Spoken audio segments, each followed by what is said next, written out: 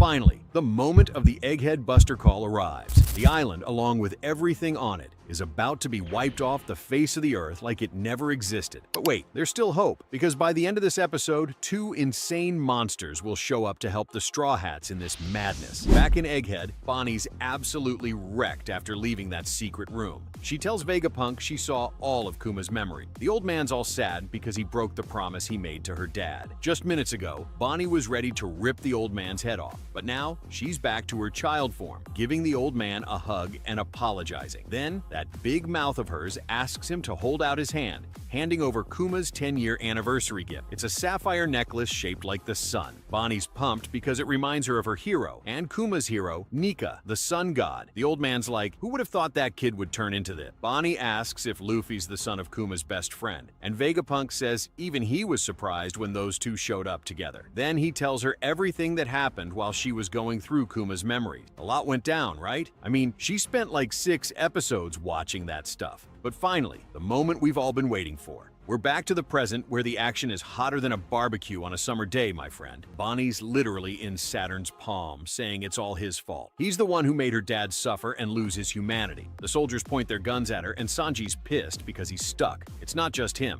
The other 2 weaklings are frozen too. Meanwhile, Luffy's about to pass out asking for food. Please, just a little piece of meat. Atlas says she would get him some but can't move because of the Gorosei's power. The Marines report that they've captured Vegapunk's bodyguard, and poor Sentomaru, aka Big Mac, got beat up before being captured. Kizaru's also face down on the ground, totally immobilized. Looking straight into Bonnie's eyes, Saturn says her dad is dead. He already became a statistic. The Marine HQ wants to know what's happening, but the regular soldiers have no clue. Only the Commodore level can enter the island. Over in frozen Let It Go land, people are reading the news and can't believe the new Yonkou has Vegapunk hostage. They're saying there's no way this ends without some blood being spilled. In another country, they're saying Egghead is even more surrounded than Ohara was, and they're wondering if Dr. Vegapunk is okay. Back at the Revolutionary Army base, Dragon asks where Kuma would go if he had any control over his body. The Funko Pop Head guy says if it were him, he'd attack Mary Joie without hesitation. But Kuma?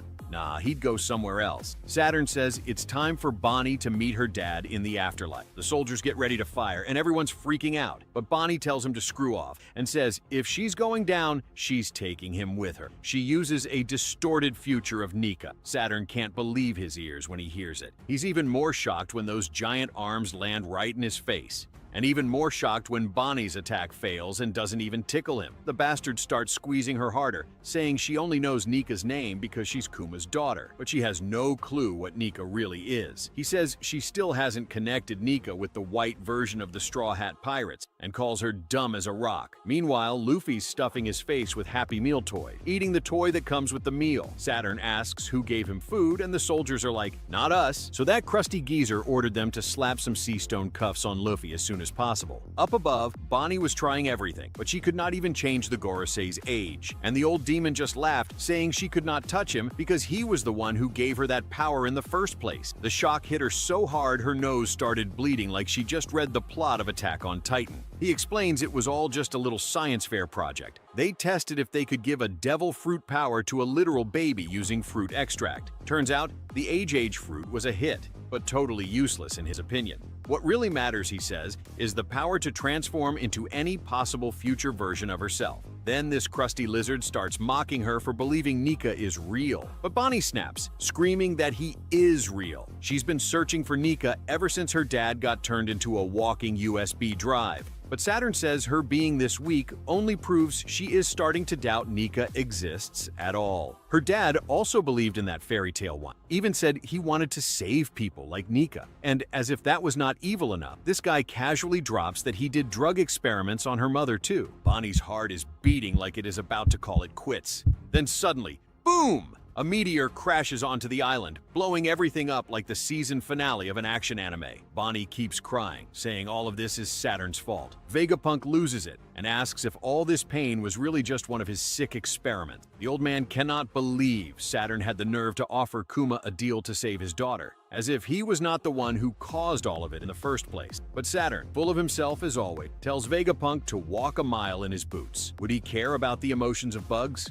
Trash has no rights in his eye. He stomps the ground like a toddler having a tantrum and says garbage is not worth sympathy. Meanwhile, that meteor, it was Daddy of the Year landing in style. The Marines are panicking. Was that a pacifista? But nope, this one has bear paws. That was the real Bartholomew Kuma. He blasts a Kamehameha that deletes a whole building like it owed him money. A soldier screams that the southeast coast of Egghead is under attack by ex-warlord Kuma. Everyone is losing their minds, and Vegapunk asks what Kuma is doing here. Saturn, the cocky lizard that he is, says there is nothing to worry about. Kuma cannot possibly be there. Yeah, okay, keep telling yourself that, Cupcake. This Gorosei goon is about to meet the real definition of fear. Bonnie is so scared, she cannot even hear what anyone is saying. Doberman orders everyone to open fire to stop Kuma from reaching the center of the island. They launch cannonballs straight into his back, but the dude does not stop. He is marching like a tank, ignoring bullets like they are mosquito bites. He nearly falls, but then he hears Bonnie crying, and suddenly he finds strength in places he did not even know existed. He starts body slamming everyone in his path like a one-man demolition squad. Saturn, annoyed that she is still alive, decides to finish Bonnie off for good. He tells the Marines to aim straight for her chest, while the others scream at them to stop. But just in time,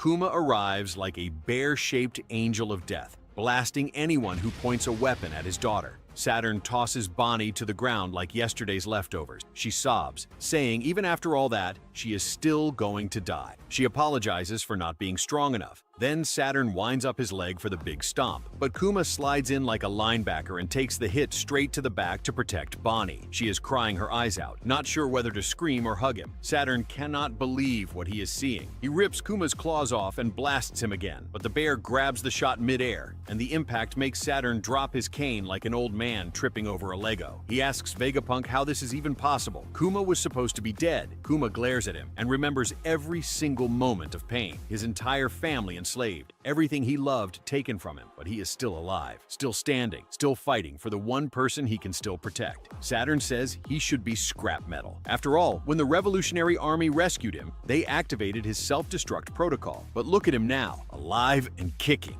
And with all that pain built up inside, he throws one punch fueled by every ounce of rage he's carried for decades. And that hit sends Saturn flying like he just got launched out of the One Piece universe. Everyone is stunned. Bonnie is sobbing. Kuma's punch was so strong, it sent Saturn flying and knocked down a bunch of buildings. They came crashing down on that fool, squashing him like a pancake. The crew was absolutely stunned, unable to believe their eyes. And the Marines were just as shocked because he literally just punched one of the most powerful authorities in the world. This punch made Luffy's smack on the Celestial Dragon look like child's play. After that, Kuma collapsed to his knees, and the soldiers rushed to rescue Saturn. Bonnie kept crying, but the Straw Hats could finally move again. They rushed to take Bonnie, but Sanji told them to stop, because even though Kuma was all stiff, he managed to move just enough to get to his daughter. But the worst part was when Sanji realized the FBI could be knocking on his door any moment now, because now he knew Bonnie was actually a kid. Kuma hugged her, and Frankie was out here competing with the girl to see who could cry more. Vegapunk was completely lost because he had installed a self-destruct device on Kuma, and once the switch was flipped, he should have been completely immobilized like a vegetable, and even science couldn't explain it. He says it's not physical strength that makes pirates special. Meanwhile, Kizaru was finally getting back on his feet, and Sentomaru, all battered up, was happy Kuma made it. But the soldiers were freaking out because they couldn't find Luffy anywhere. They didn't know how to report that he'd just dipped.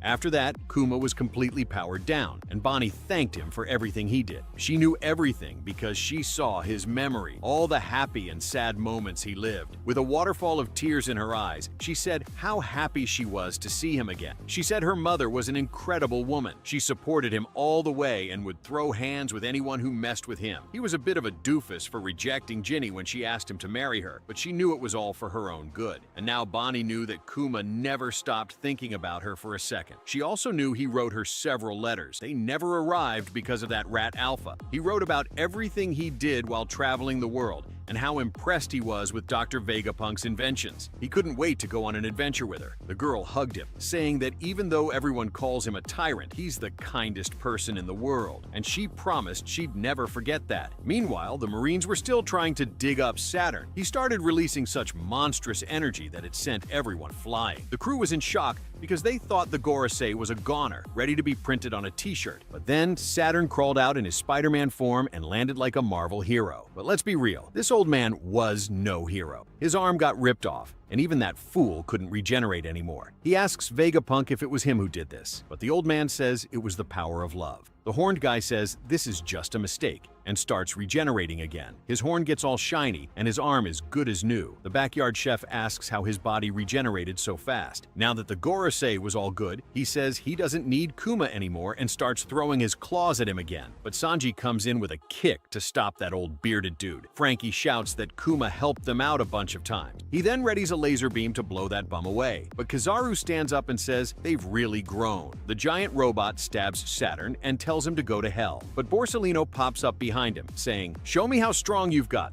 and kicks him right in the face, sending him to the ground like a pigeon turd. Bonnie says Kuma isn't moving, and Vegapunk tells Atlas to carry him to the lab. She carries him on her back, and Applehead says he'll take care of Saturn. They should focus on Bonnie and Kuma. Kizaru asks if they're going to let them escape, but Saturn doesn't care. Vegapunk calls him a coward because he doesn't have the guts to finish him off. He even calls him Borsalino and remembers when they used to have fun as best friends. On the ship, Doberman listens to Saturn's order to punish those who defy the world government. In other words, he's calling in a full-on buster call. This island was deemed a threat to the government, and it's about to get a destruction call to wipe everything out. But this time, they wouldn't have to wait for the ships to arrive because they were already surrounding Egghead. They were ready to burn the entire island to the ground with not even a single soul left alive. Vegapunk freaks out when he hears the buster call. Saturn says that those who study the world's secrets, those who carry the blood of a lost race, and those who awakened an ancient god must be completely obliterated. The buster call was finally activated. Vegapunk asks Saturn to cancel the order because this island is the future of humanity.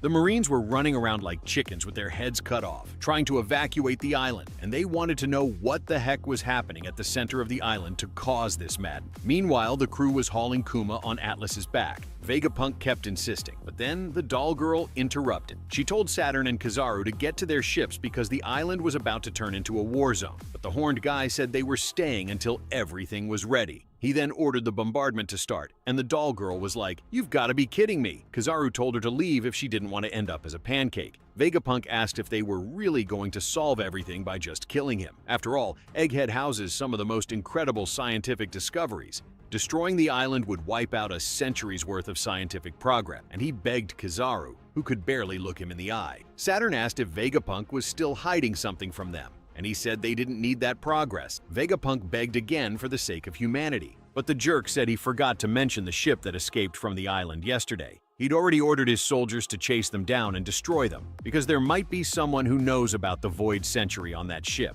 And to make sure no one survived, he sent a warship to turn them into chopped meat. Vegapunk lost it because those people were innocent and didn't know anything. But Saturn said they were complicit, just like the people of Ohara. They broke the law and got what they deserved. So all of them, along with the island, deserve to be wiped out. What a nice guy Saturn is, huh? Just setting humanity back. The ships were almost ready to fire. The Straw Hats took the opportunity to escape through the vacuum rocket while Vegapunk distracted the ace. Bonnie asked what would happen to Vegapunk, but Sanji told her not to worry because he'd go fetch the old man. He then called Nami to check on things. He explained that Saturn triggered that damn buster call. Chopper and Usopp were freaking out, saying they couldn't take any more of these destruction calls. Imagine Robin, who's about to get her third one, considering she already survived one when she was 8. Chopper told her to keep resting, and Nami asked if Luffy was down there. Sanji didn't know where he was, but figured he was fine. And Zoro was still fighting Rob Lucci. Jinbei went to help Zoro so he wouldn't get lost on the way back. The problem is, they couldn't use the Vega Force to take them to the sea anymore. Kizaru destroyed it, but then she said that Brook had an idea to escape. Meanwhile, Brook was cracking up, saying that carrying a ship on land was nothing for him. Lilith said he was a genius, because this way they'd reach the exit super fast, since he froze the clouds to make the ship slide. But then she asked how they would stop the ship,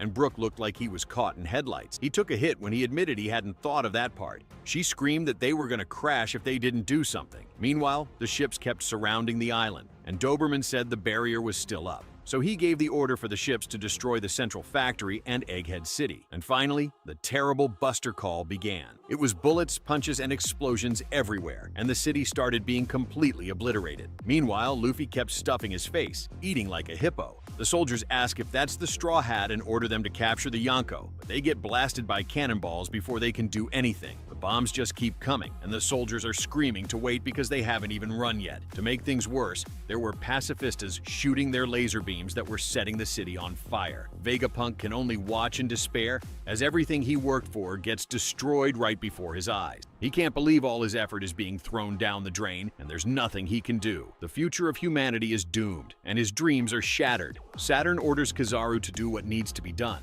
and holding back his tears, he walks towards Vegapunk to execute the guy. Sanji shows up, asking what the hell Vegapunk is still doing here. Atlas's group was escaping on the vacuum rocket, but of course, good things never last, because Kizaru suddenly appears beside them and whips them with a laser beam, slicing their ship in half. The crew flies off, and Sanji speeds off, yelling he's going to save Bonnie. The rest of them can just figure it out. Saturn tells the pacifistas that the targets are Bonnie and Kuma. They prepare missiles to exterminate them both, but the pacifistas recognize Bonnie and hesitate. The real Kuma grabs Bonnie mid-air, and Saturn laughs, saying this is so ironic, because Kuma sacrificed himself to save Bonnie, and now his own clone is going to kill her. He says it's a fitting end for these insects. Vegapunk watches Bonnie fall and says that when he found out she had become a pirate, he shook in his boots because he knew a horrible future was waiting for her. One day, the pacifistas with her father's face might be ordered to execute her, but outside, the Marines failed to destroy the escaping researchers. Their ships were completely obliterated. In their last breaths, one of them sends a message to Kizaru saying that someone is heading straight for Egghead. In the next episode, the drums of liberation will play once again,